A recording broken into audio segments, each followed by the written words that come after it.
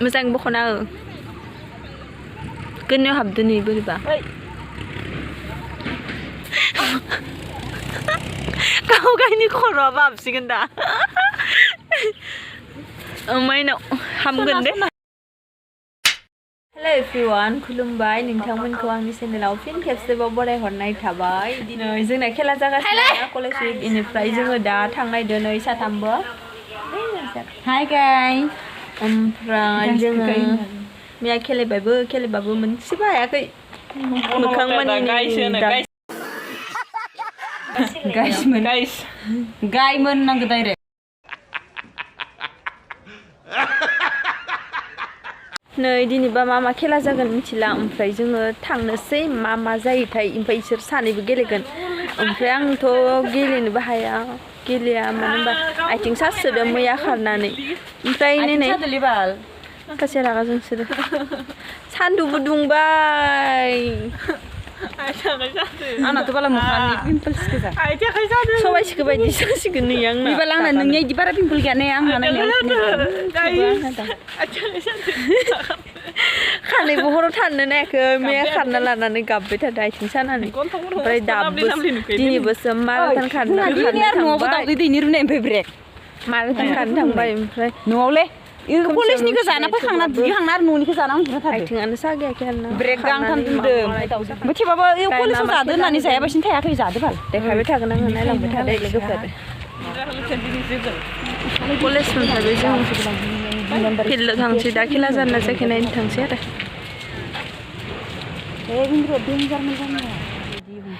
नै जोङो फिल्डआव मोनफैबाय ओमफ्राय मानसिफोरानो फैथ'वाखै आथिं आखाइ साजोब्बाय जोंखौ ओमफ्राय नै जोङो सायाव जनानै दोङो जों फैथ'दो दसे बाहेराव ओमफ्राय गोबां खेला दंबावो खेलायालाय ओमफ्राय आं जायखौबा भिडिअ खालामदो बेखिनिखौनो नोंथांमोनजों शेयार खालामगोन आरोना आं गोबां भिडिअखौ होजोबनो हानाय नङा मानो होनबा आङो बारा दिखांबायबो थायाखै आरो थाबायबो थानाय जायाखैमोन नालाय खेलायाव मैयासो फैदों बेनिखायनो होजोबनो हानाय नङा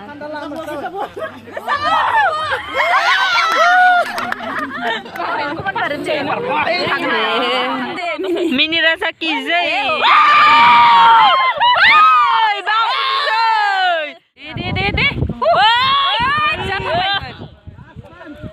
प्लान जुदों हाबायमोनलै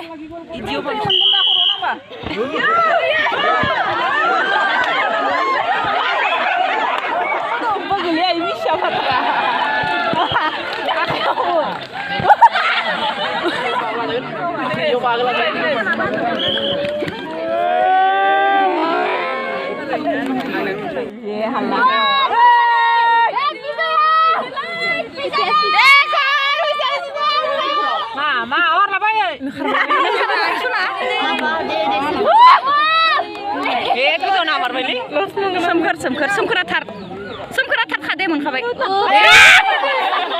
आंबो बाहागो लादों दा आं खन्थाइखौ आवरायनो सानदों बे खन्थाइनि मुङानो जाबाय गोथां गाब गाथोंसै बे खन्थाइखौ लिरदों बिथां अनजु नार्जारिया साफ्रोमबोनि गोरबोआ मोनफा मोनफा जाहार हासार बरहा जाय बेगरखौ फोयो बेनो रज'यो बयबो गोरबोनि हासारजों कालाहान्दिखौ फबनो आरो एम्बु जरानि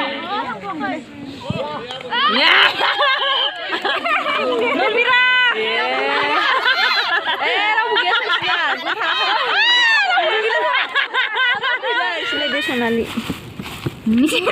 गेजेराव दोननानै आयौ मोसौ आव हाथाया बाल हाथायखौ सुदो जानो हाला आं जासोना फैदो खोमा रायख'आ जादों न'आरसिन दङ आसारा मालाय हारसिंनो आसारा हारसिंनो मालाय बयामा गलांबाय थायो आंनिया बेरनानै माया बोग्रिया बोग्रिनि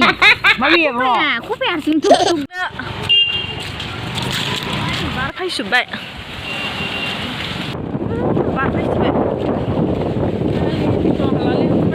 अखायाबो थाइफ्रिबाय अखायाबो थाइफ्रिहांबाय